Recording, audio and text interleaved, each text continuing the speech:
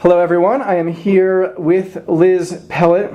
Liz is here in Los Angeles with me, and she is going to do a pre-conference workshop, a 3-hour small group workshop at ERE's conference coming up in San Diego. But for now, and that workshop, by the way, is on culture and branding. But for now, we are talking on a subject that is, well, at least related. Liz is talking about the good, the bad, and the ugly in terms of how companies have handled their management of their workforces through this economic recession. So that we end on a good note, let's start with the ugly. Take it away, Liz. Tell us about the ugly. Hey, thanks, Todd. I'm looking forward to the conference.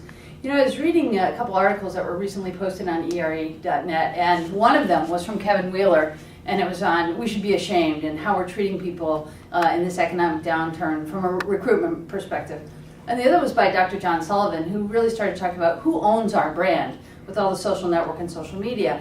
And just in doing some of the research for the conferences and client engagements that I do, finding information, I really do want to talk about the good, the bad, and the ugly, and we'll end with the good. So the ugly is someone like Hyatt Hotels in Boston, where they knew they had to reduce their budget, and they had to let over 150 housekeepers go. And instead of going through this downsizing, they were kind of sneaky in the way they did it. They brought in replacements and told the employees that they were just training these workers so that they could have more time off and more vacation. And once these folks were trained and up to speed, they ended up laying off the entire housekeeping staff.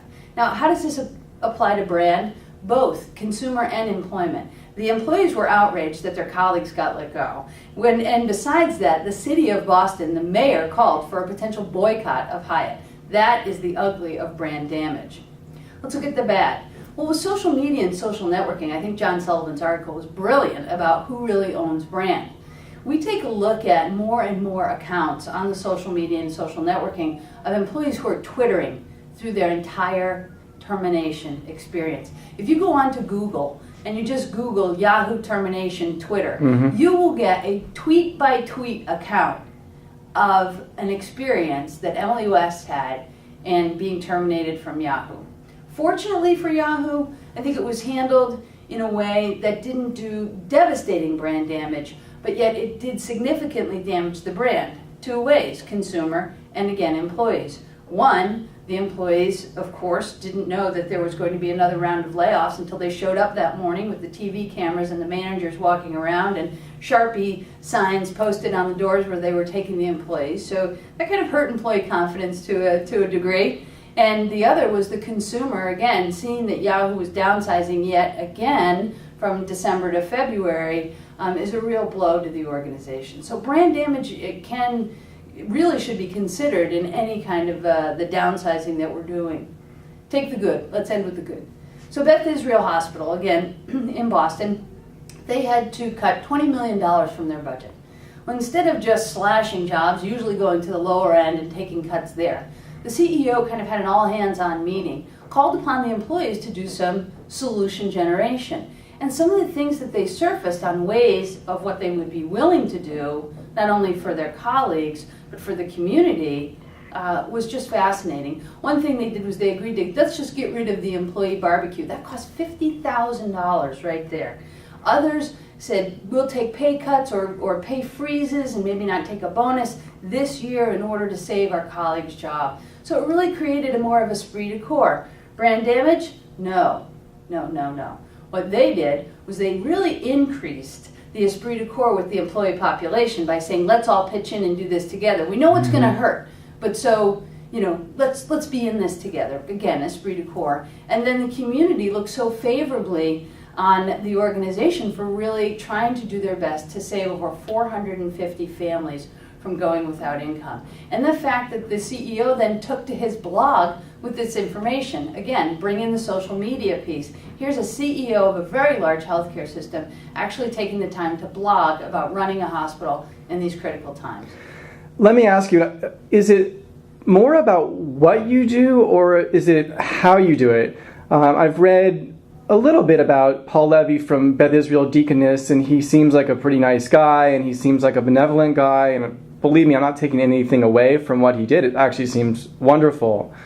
At the same time, though, it seems like there are companies that perhaps, for legitimate reasons, have to lay people off, unfortunately, while they grow in other divisions. Right. And is it partly that just Paul Levy was in a position where he could pull this off, and in other companies, unfortunately, maybe they shouldn't or maybe they can't, and they're just unfortunately faced with a horrible decision, and there's not that much they can do about it? No, you raise a really good question. You take a technology company, for instance, or a manufacturing company, who's in one plant or one area, they aren't doing well. There's no profitability. And in another area, they're doing well. And if they shut one plant down to give those resources to the other plant or to the other technology, then they would boost profit and revenue. That's a tough business decision to make. I would agree.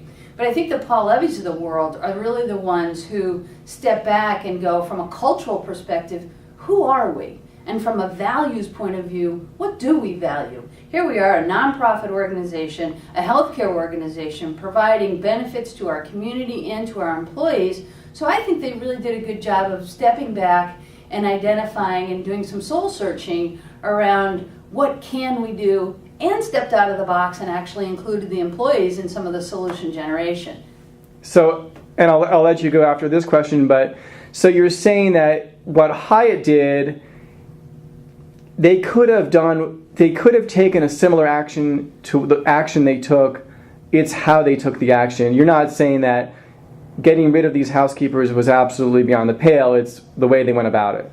Well, I think Hyatt was in a sticky situation too. If you look at the fact that they had union employees, which they were, by bringing in a lower paid organization and outsourcing to a vendor where they could pay half the salary, that's a business decision that had to be made, and Hyatt goes ahead and says that in their press release.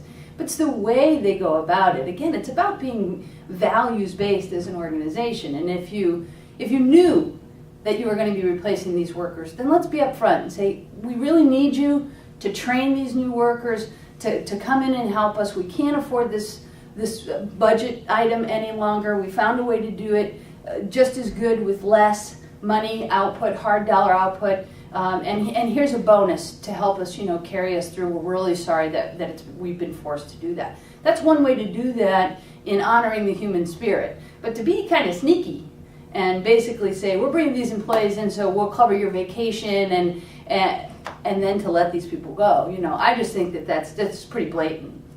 I, for one, am no longer a Hyatt fan. Thanks for talking about all of this today. I appreciate it, and we are looking forward to your workshop at ERE's conference in San Diego coming up in March 2010. 2010 sounds awfully futuristic to me, but lo and behold, it's only a couple months away. Right. Thanks. Thanks. See you there.